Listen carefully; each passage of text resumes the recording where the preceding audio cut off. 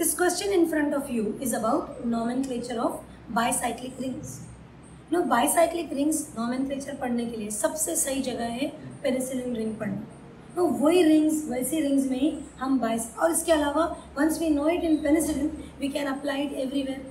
Now the trick is that we number both the sides of the ring and जो भी ring bigger है we put the number first. How do we do that? We do it like this. Say for example this is 1 2 3, right? So this is 3 1 2 3 मतलब this is 3 तो 3 3 3 1 2 3 1 मतलब ये दो carbon के बीच में there is only 1 और ये दो कार्बन के बीच में there is also 1. तो 3 1 1 3 1 1 3 1 0 2 1 1 ये दोनों तो कट हो गए. 3 is on one side 1 and 1. You will write it in decreasing order. तो ये हो गया 3 1 1.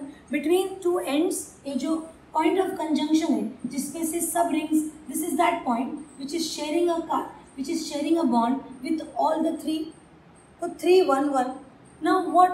How many total number of carbons? 1 2 3 4 5 6 plus 1 7 and hence the right answer is not hexane, it is heptane. Right? Do not consider all the number of carbons here. That will make it heptane and not hexane. If you write it as this, then you will get a -1. Clear everyone? So yes, doubt solving is easy at BCC.